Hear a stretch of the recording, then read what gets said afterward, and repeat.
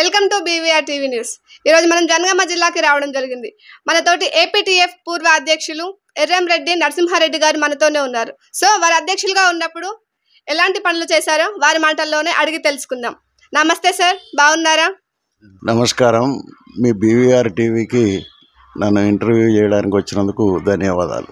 Sir, మీరు 14 సంవత్సరాలుగా అధ్యక్షులుగా ఉన్నారు కదా, అప్పుడు మీరు ఎలాంటి పనులు చేశారు?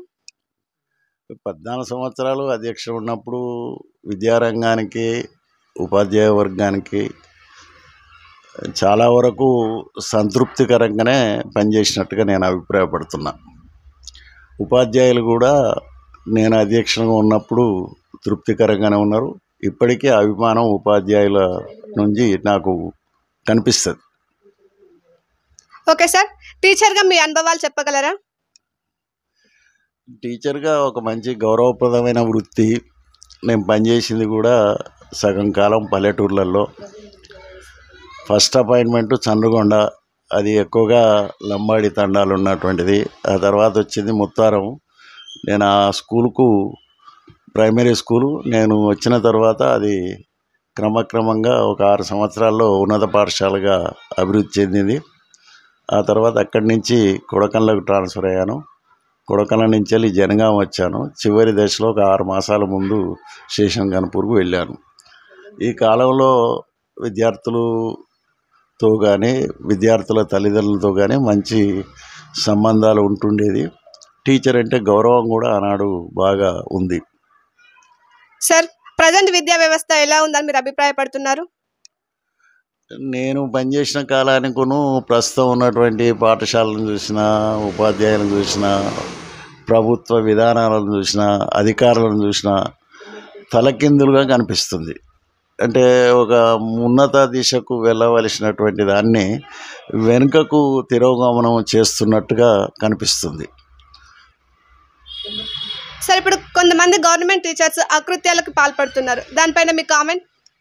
అని కొంతమంది టీచర్లను అనడం కంటే అక్కడక్కడ ఇటువంటి అపవాదులు వినొస్తున్నాయి. వీటి పట్ల సదభిప్రాయం అయితే ఏం లేదు, కానీ 1,20,000 మంది ఉపాధ్యాయులలో ఇటువంటి ఇన్సిడెంట్లు 4-5 ఉండవచ్చు. దాన్నే మొత్తం ఉపాధ్యాయ వృత్తికి అంటగట్టడం అయితే సముచితం కాదు. ఆ 4-5 పట్ల ప్రభుత్వం కఠినంగా వ్యవహరిస్తే అటువంటి జరగకుండా నిరోధించడానికి అవకాశం కూడా ఉంటుంది. ఓకే సార్, మీరు వ్యాసాలు రాస్తారంట కదా, ఎలాంటి వ్యాసాలు రాస్తారు? నేను సామాజిక ఆర్థిక వ్యాసాలు రాస్తా. నాది రాజకీయ ఆర్థిక దృక్పథం, అంటే పొలిటికల్ ఎకానమీ అప్రోచ్ అంటారు.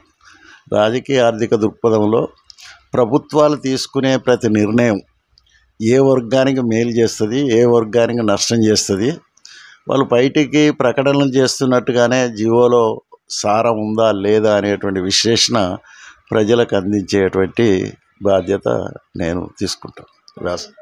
Okay sir, last and final, మీరు మా ఛానల్ ద్వారా జనగామ ప్రజలకు ఏదైనా చెప్పాలనుకుంటున్నారా? జనగామ ప్రజలకు చెప్పే అంతటి వాడిని నేను కాదు, కానీ ప్రజలు సోదరభావంతో ఉండాలి. రాజకీయాల పట్ల చాలా అప్రమత్తంగా ఉండవలసిన, జాగ్రత్తతో ఉండవలసిన, చిన్న చిన్న రాయితీలకు లొంగిపోకుండా తన ప్రయోజనాలు ఎవరు కాపాడుతారనేటువంటి ఒక విచక్షణ చేయవలసినటువంటి సందర్భం అయితే వచ్చింది. ఆ చైతన్యం మరి రాజకీయ పార్టీలలో కొన్ని అభ్యుదయకర రాజకీయ పార్టీలు కూడా ఉన్నాయి. అలాంటి వాళ్ళు కల్పిస్తే ఇలాంటి దుర్మార్గులు ఎన్నికయ్యేటువంటి అవకాశం ఉండదు. ఓకే సార్, సో ఇదండి మన ఈరోజు ఇంటర్వ్యూ. మళ్ళీ ఇలాంటి ఇంట్రెస్టింగ్ ఇంటర్వ్యూ కోసం చూస్తూనే ఉండండి BVR TV news. Thank you.